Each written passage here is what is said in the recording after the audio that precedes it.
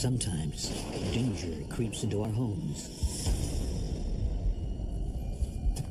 And sometimes it gets an invitation.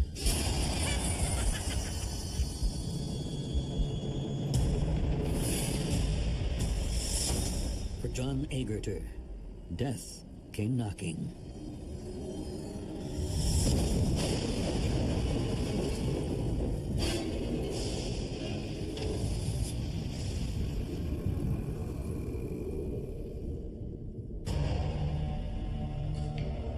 "63-year-old entrepreneur John Agerter is found dead, wrapped in a sleeping bag in his suburban garage.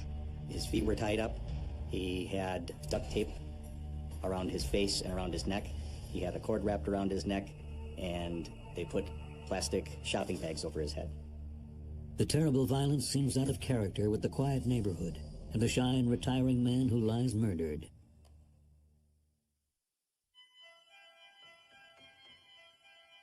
John Agerter owns a thriving communications tower business, AirPage Corps in Milwaukee, Wisconsin. With the success of his company, Agerter builds a suburban home in Brookfield, just outside Milwaukee, in 1985, where he lives alone. John had a great house. He built it himself, designed it, and oversaw the construction of it. There weren't a lot of people that John knew, I don't think, that he spent a lot of time with. He doesn't really open up to anybody, you know. I was in his life for 4 years, and I don't know who else really was in his life. He was very successful. He had started pagers back basically when they first got started years ago. From what I've heard, he basically drove everyone else out of competition. He was a brilliant at understanding business. He really knew many things about all kinds of different fields. John's passion for his business is all-consuming. He did nothing that I know of for relaxation or entertainment outside of business.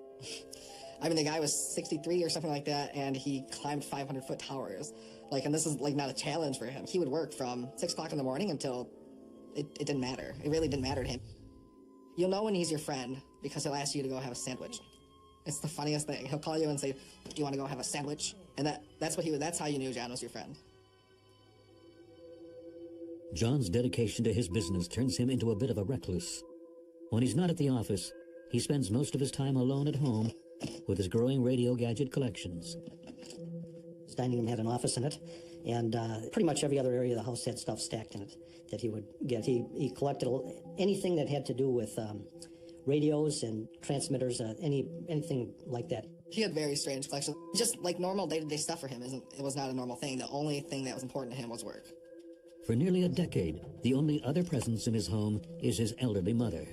He lived with her until she passed.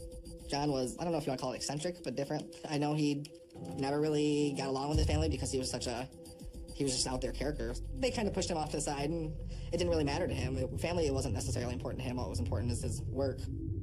After the death of his mother, the empty rooms in the house become a dumping ground. When his mother was alive, the downstairs was neat, and the other areas were all piled with stuff. But when she passed away, that he didn't use the living for anything other than, just piling stuff in. A bit of a hoarder in that sense. Even though he's wealthy, John hates to throw anything out. He would wear holey shirts and holey pants and literally shoes they'd be falling apart. John had a lot of interesting things, like just piles and piles. There'd be a box with a hole in it, and I'd be like, well, let's get rid of this one. He would just never let me get rid of it. John had a wallet, and his money would fall through it. He had a brand new one sitting at home in his drawer. I was like, John, get your new wallet. Like you had this old wallet that's falling apart, get your new wallet. And he would just, this one's fine for now. And he's just the way he is. I would definitely say he was a hoarder more than just a collector. I mean, because it was garbage to me, treasure to him. But still, in my opinion, I would call it a hoarder. He's just a frugal guy. He doesn't like to spend a lot of money.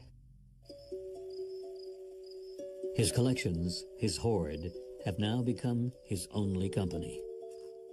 No one really knows why he has so much stuff, or what he intends to do with it.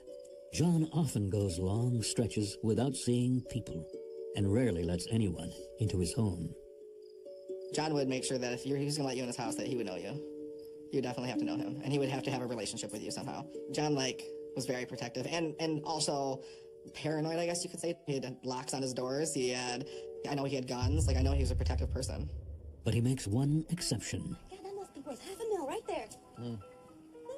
In 1997, John learns that his old college friend Al Haney, who lives in the neighboring town of Berlin, is struggling to find work. John hasn't seen Al for over 20 years since his deployment to Vietnam, and is excited to be reacquainted with an old friend, a rare thing for him. He invites Al and his wife Lynn, who he has never met, into his life and home. You must be Lynn. I am. Hi. Nice John. to meet you. Good to meet you. Take your coats. Al had gone to school with John, and he had lost contact with him for quite a while. So this is the living He knew of a lot of people and had interactions with a lot of people. But Al was the only person I knew of that went back to his school days. Come on down. Sure is big. Al lost his job at one of the radio stations, and he just needed some work, and John knew him and wanted to try and help out. Al has come back from the Vietnam War, a changed man. John had commented a number of times that Al went to Vietnam, and when he came back, he was a much quieter and withdrawn person than he was when he was in school with him. I know that he was a true bona fide war hero in Vietnam. He won a bronze or a gold star, I'm not sure which, but, and that too forever changed him. Suffered PTSD in a significant way. How it changed him is that he became emotionally unavailable, I guess. The best way I can describe it is he became a shell of who he was before he went. He was a very unemotional, after the war, a very unemotional person. Just very quiet, introspective, very, very intelligent. Very intelligent man, very well read, very well educated, but uncomfortable in social settings. I think John and Al were, to coin a phrase, cut from the same cloth. I think they were both reclusive in their own ways, lacked social graces with people they didn't know. And like, I don't know, tiptoed around and never really made too much of a commotion after he went to war. He was just not the same person anymore that he used to be. These radios here are collector's items, you know? Inside the house, Al and Lynn are surprised by the sheer amount of stuff John has. He had old radios, antique radios and things like that, and they would be on a pile of 12 other things. He had tons of electronics, stuff that, old stuff, new stuff. I mean, I don't even know what any of it was. Just electronics laying all over the kitchen table, all over the living room. Sorry. Be careful with that stuff. Sorry. John is pleased to be able to help out an old friend. Thinking about, look, we got a position that's opened up. You know, with this new expansion coming on, we're going to need somebody with your capabilities in logistics. John actually had a big heart when it came to people he knew. He would constantly act like the bulldog and, bark and make all these comments. But the reality was, if he knew you and you needed a hand, he would give you a hand. And I think the same was with Al. He just perceived him as needing a hand. Monday morning? While John has been focused on his work, Al's number one priority is keeping his wife happy. They were happily married, had a nice home. Al had a good job. He allowed Lynn to do whatever she wanted. She didn't work, even though she had gone to college to become a registered nurse. After returning from Vietnam, Al meets Lynn in 1978, saving her from her dysfunctional family. She wanted out of her house. She had a lot of step-siblings. There was a lot of drama. And Al set her up in an apartment. She lived on her own up until about a year and a half before they got married. And then they lived together. And in fact, they got married in the backyard of their home. For Lynn, comedy was an escape from a troubled childhood. She always wanted to be a comedian, and she enjoyed making people laugh. She always wanted to be noticed. So whatever it would take for her to be noticed, she would pretty much do. After she was done going to UW-Milwaukee for nursing, she went to clown school. And she would go to people's homes that were having like parties for their kids or whatever.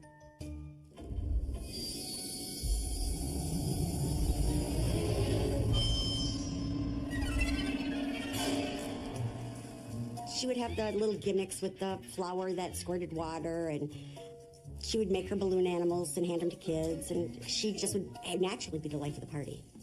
Unlike his extrovert wife, Al is often nervous and cagey.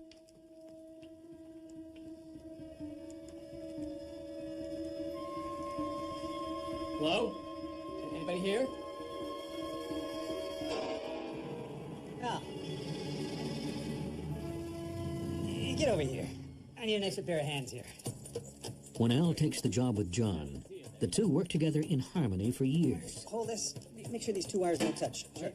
As time goes by, John gets richer and richer, his house more and more crowded, and his piles of things grow ever higher.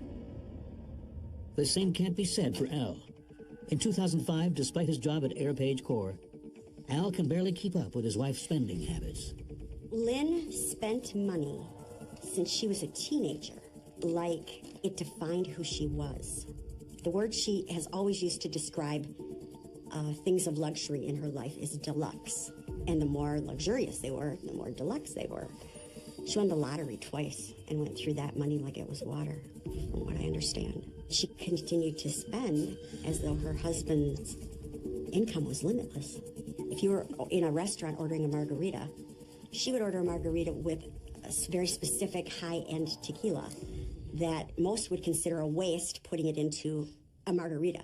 John told me that Lynn was an aggressive spender and, you know, they had won the lottery a couple times and she had spent it, so he didn't like her very much because of stuff that he had seen her do. Look, I may be able to find something for her to do here. Despite this, John agrees to give Lynn a job when Al asks him to. I won't forget this. Thank you. All right, Al. Thank you. It's a decision John will come to regret. He told me that she kept messing up, like she was constantly just messing up and messing up. When she left there, she was very unhappy about it.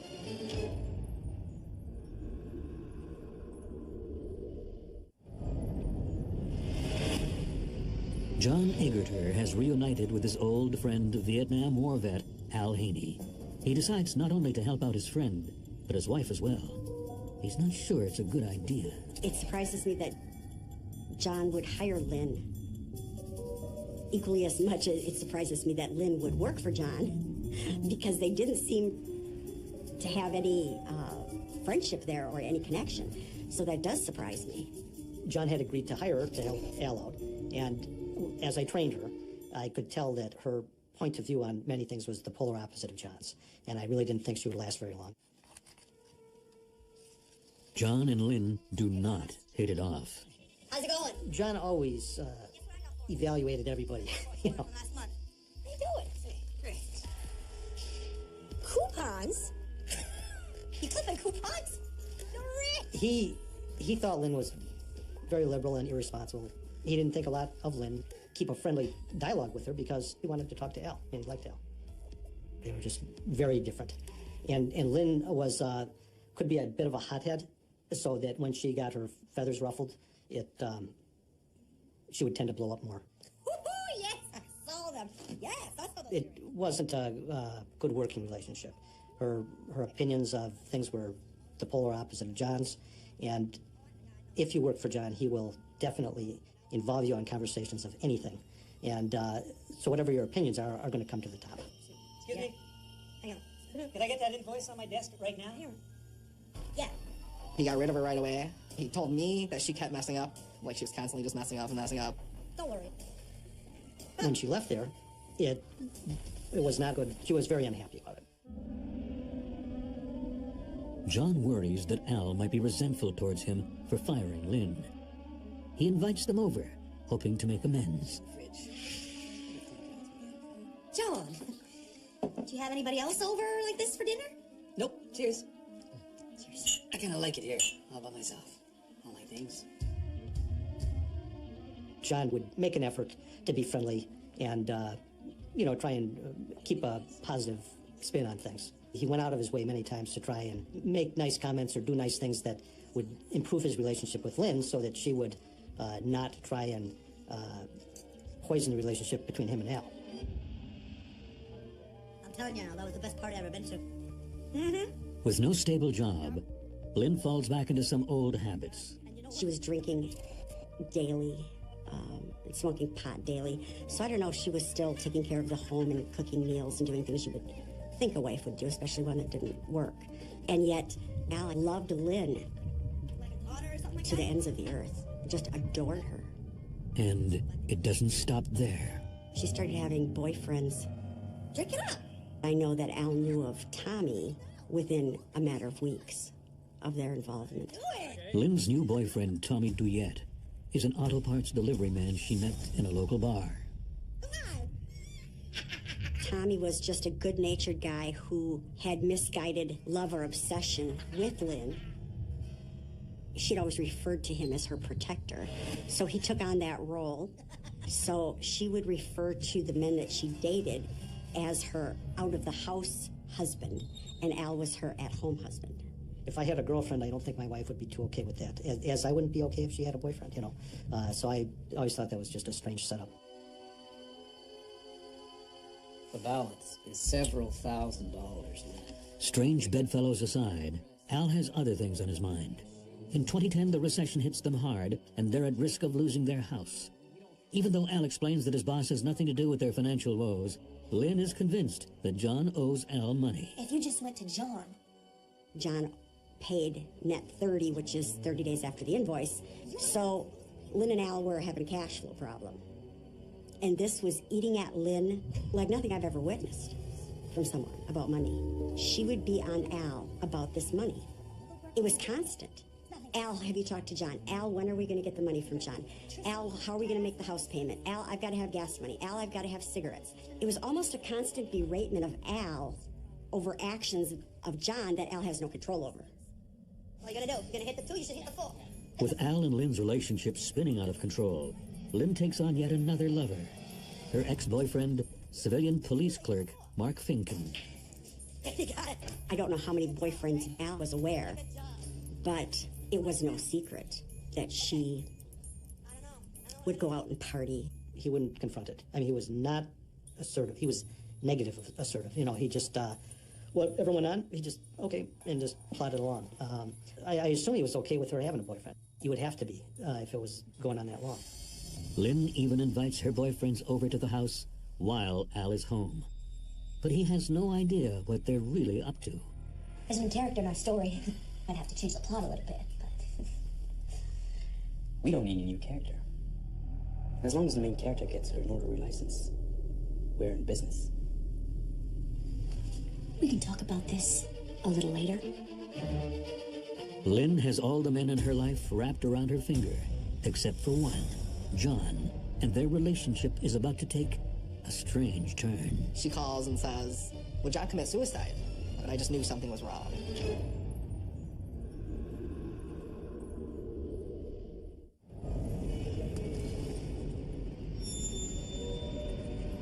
Lynn Haney has a growing entourage of men at her beck and call, but she's been less successful in winning over her husband's boss, John Egerter.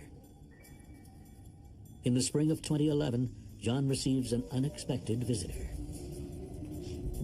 Lynn.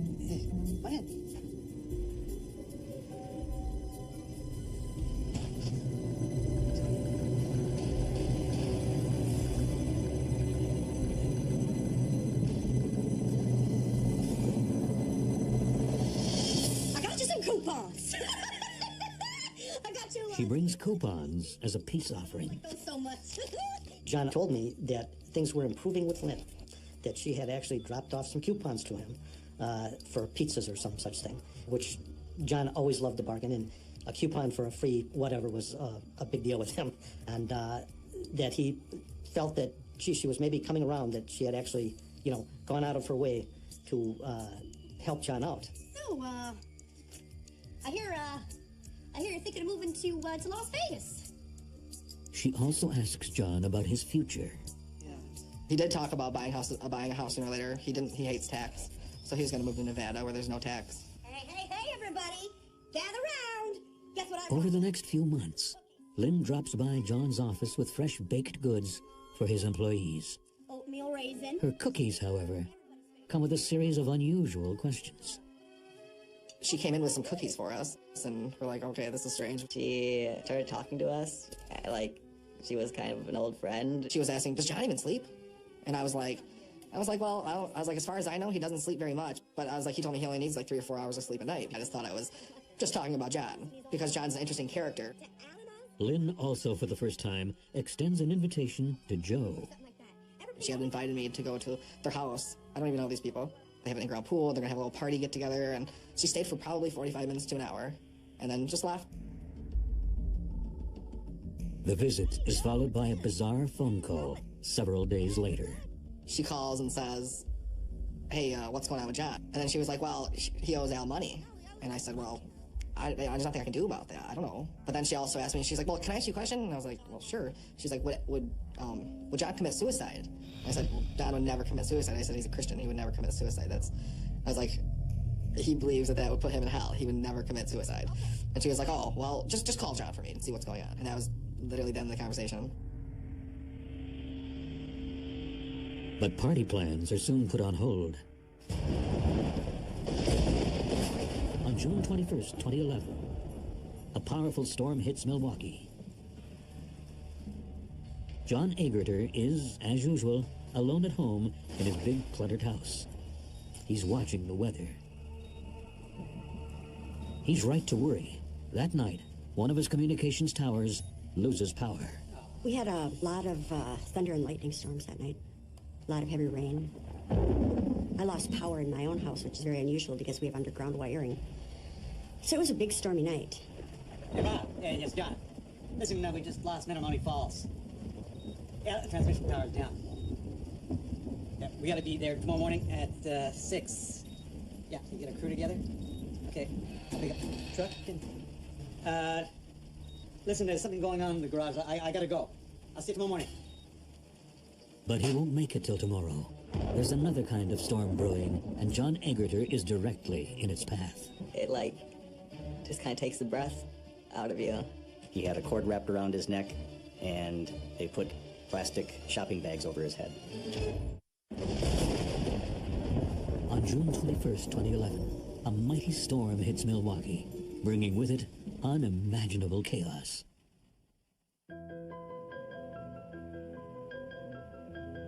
It was definitely a pretty big storm. I woke up the next morning and stretched and went to work. Usually John would always call me right when I basically got into the office, right around 9 o'clock. Hey, John. Oh, hey, Robert. What do you mean you didn't show? One of Jeremy's colleagues calls in looking for John. Robert was calling because John was supposed to be at one of the towers, and he had not shown up. So he was concerned because he hadn't heard anything from him, and John was never, ever late or missed any sort of business, anything. So it was strange. Hey, John, it's Jeremy. Just wondering where you are.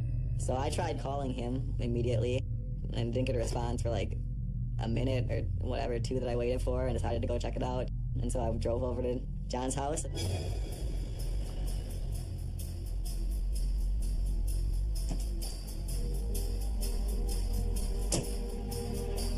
I was walking around the house trying to see if I could see anything, get any sort of response from anything inside, and I couldn't. No one came to the door, nothing inside, no movement or anything. So I called the cops and waited at the house. Police arrive and start searching for a way into the house. So we went to the side window, the basement window. At that point, it was determined, since Jeremy had a slight frame, he was the smallest, he would be able to fit through a basement window.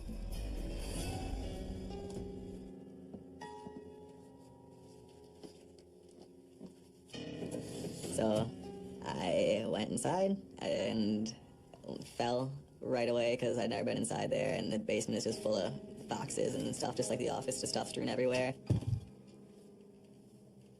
And just complete darkness. And tried to open the front door and noticed that the front door has no lock from the inside. You can only unlock it with a key on the inside as well as the outside. And I was trying to open the door, realized I couldn't. Jeremy begins to panic when he realizes that he's locked in the house. It's getting a little creepier now because you realize you're locked in from the inside. It's a creepy feeling. Things start to close in on you a little more, and you start to think about different ways to get out and what could be happening. And so I just went to the garage and jumped over some blankets, right near the entrance.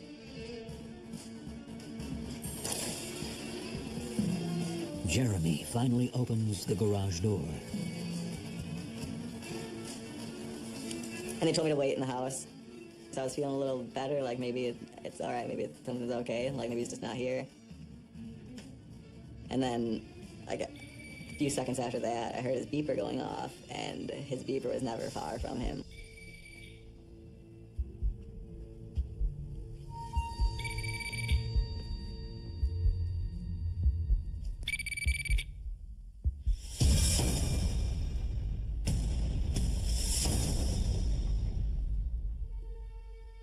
There were plastic bags over his head. He pulled the bag off, saw there was a large amount of blood. They took me out to the driveway, and I sat and I prayed. It, like, just kind of takes the breath out of you, and, like, just everything kind of stops for a second. I could have seen John falling off a tower or doing something like that. I mean, he was getting up there in age, and he still climbed and stuff like that. I can't imagine that he ended this way. He did a lot of dangerous stuff in his work that could have done something, but I never imagined something like this. And soon, an unexpected confession will expose a shocking conspiracy behind the murder. He was devastated. He couldn't believe it was true. We were very surprised. Now, I really questioned as to how deep this went and actually where this case was going.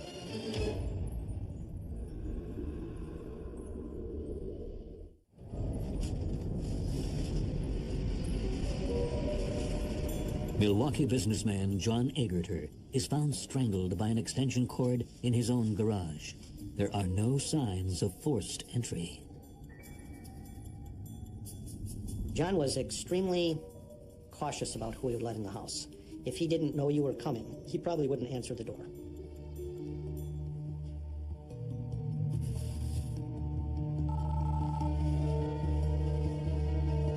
Yep. While we were processing the scene, I received a phone call from a New Berlin Police Department sergeant that's a neighboring agency of ours. And he asked me, he said, "Are you guys at a death scene?" And I said, "Yes, we are." And he said, "Does it appear suspicious?" I said, "Yes, it does." He said, "Do you think it could be a homicide?" I said, "Yes, I do." At that point, he said, "Is the victim's name John?" I said, "Yes, it is." And he said, "Oh, call Slinger Police Department. I believe they have your suspects in custody." Thanks, guys. Earlier that same day, Brenda Eddy also gets a surprise phone call. It's her cousin, Lynn. She said to me, "I'm in a lot of trouble. I killed someone." And my reaction was not one of, "Oh my gosh." My reaction was one of, "Yeah, right." So I didn't believe it. And I thought she was just in some trouble. Maybe the cops were looking for her for a bar fight. She called me a second time. She told me she had to get gas, and then she was coming up to my place. I kind of went, could this be real? Could she really have killed someone? So I called my husband frantically, and he said, "I want you to call the Waukesha County Sheriff's Department and see if there's been a murder." Do something, I'm out in my garage with the phone, and Lynn and Tommy show up, so I thought it best that I just get off the phone. I didn't want them to suspect that that's who I was talking to. I had never seen Tommy before. I'd only heard about him, but he's a really big guy. I was intimidated by his size. Brenda is on edge, unsure whether she is in danger and what to do next with the two fugitives who are now in her home. Brenda, do you have any plastic bags? I started to feel afraid and panicked. She was getting plastic bags out of a closet in my kitchen to put some groceries and things in. Put all of it in there. They were going to go on the run and live in the woods.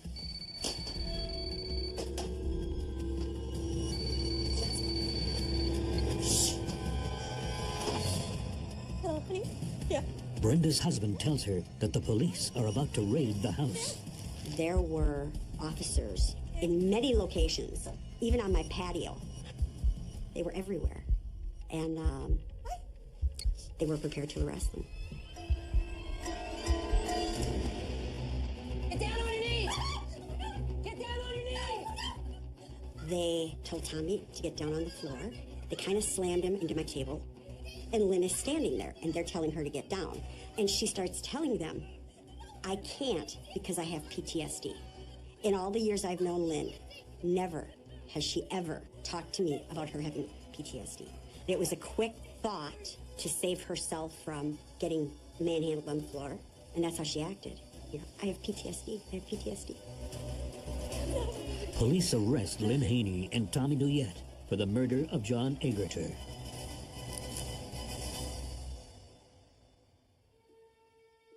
Al is in shock when he finds out his wife has been charged with the crime. He was devastated. He couldn't believe it was true. And because John and he were such good friends, his initial reaction was, "I'm done with her." Lynn's boyfriend and partner in crime, Tommy, learns that Lynn, while in custody, is trying to pin John's death on him only. Tommy decides to tell the police the truth, and it turns out to be much more than they bargained for. Tommy tells them that Lynn is the mastermind behind the crime. He claims that he no longer wanted to take part in her plan when she manipulated him into committing the murder. And it wasn't supposed to happen that night. We're gonna get the money. John owes Al. Tonight. Tonight.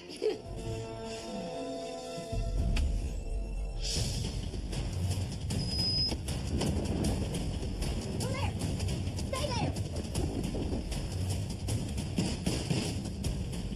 Stay there!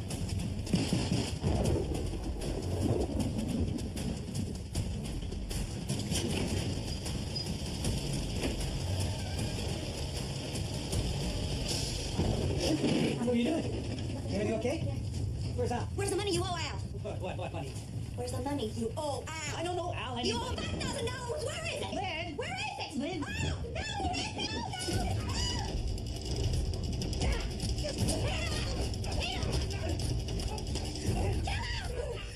No! At one point, he grabbed an electrical cord and wrapped it around John's neck, closed his eyes, and pulled it tight until he felt no more movement from John.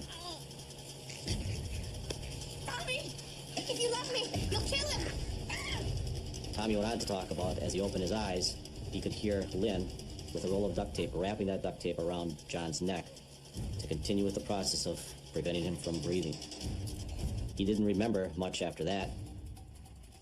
I'm gonna go inside to see if there's a freezer. At least initially, they were going to stick him in a freezer so that they would have time or they could take care of it later. I believe they thought John might have a freezer in his basement or in his garage, and he did not. So that was the first part of their plan that kind of went bad. The next morning, Tommy and Lynn drive around, desperately trying to find a freezer. That morning, when they were looking for a freezer, Lynn checked. She called Sears to see if she had enough money on her card or if she'd have enough money to buy a freezer on her Sears card. She also had made some phone calls to her relative, Ziggy, to see if he could get them a freezer. Lynn's impulsive nature derails the plan. I believe that this plan went wrong because Lynn jumped the gun. She didn't follow the plan. I don't believe she was supposed to go there on that day. I think they were supposed to do the murder in the future. I think when Lynn got something in her head, there was no stopping her. That's what she was going to do, and she's going to use her pawns to carry out what she wanted.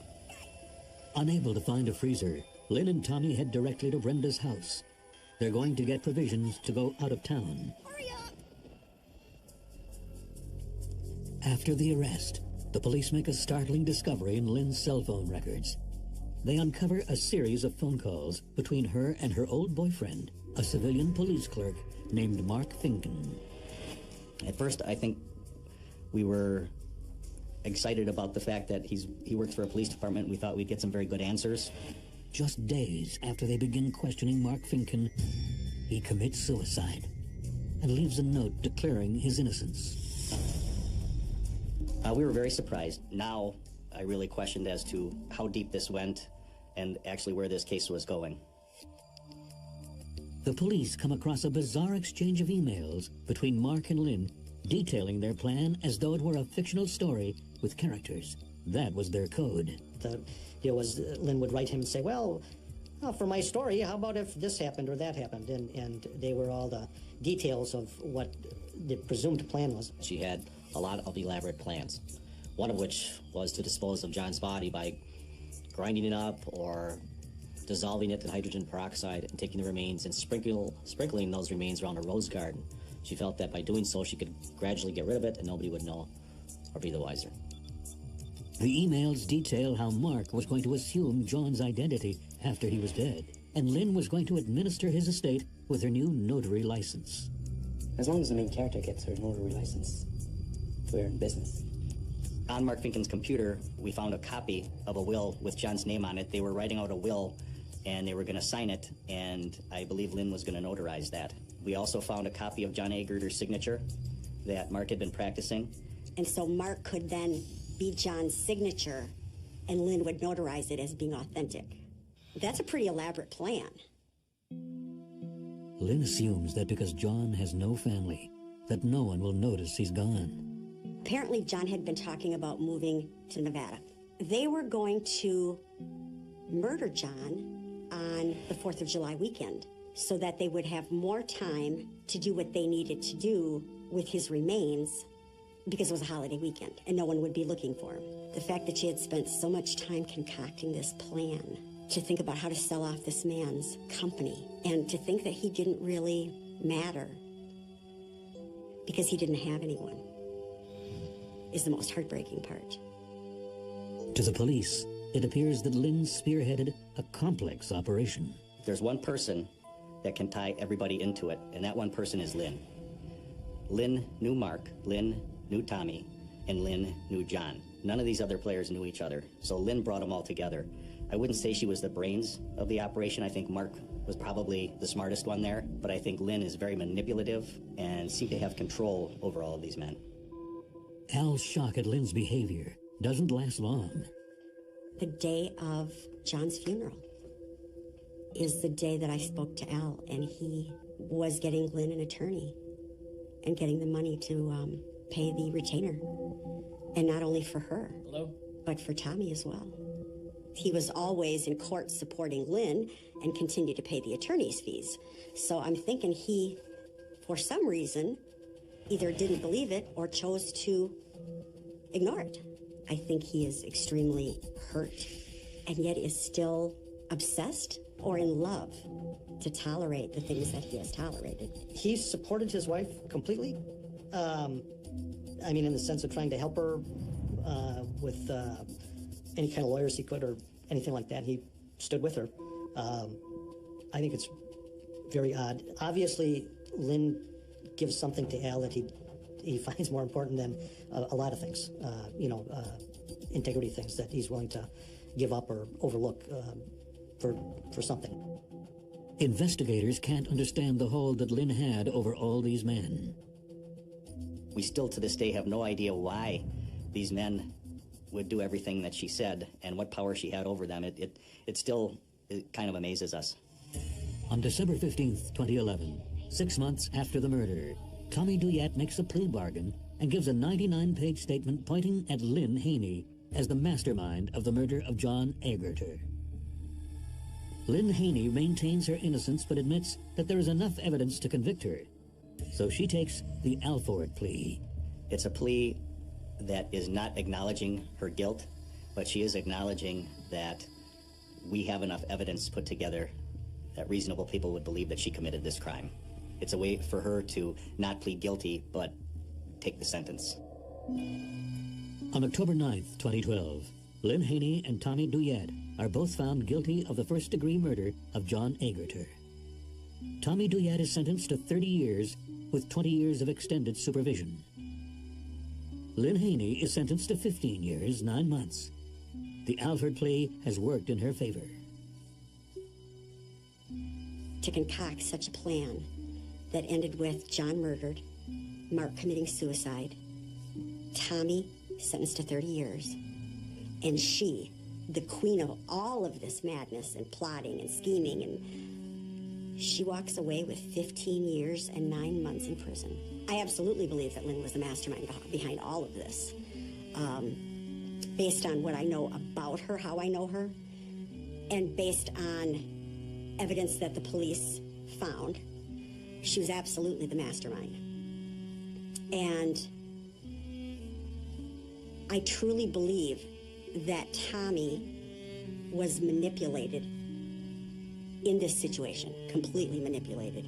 Tommy is the person that did murder John by his own hands. But in my opinion, Tommy was nothing more than a weapon that Lynn had at her disposal. In my opinion, he and Mark were her victims. I think that Lynn was just really angry at John and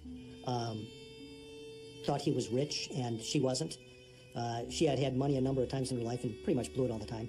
But she wanted the money, and he had it, and she had been wronged by him, in her opinion. And, I think that's where it really comes down to.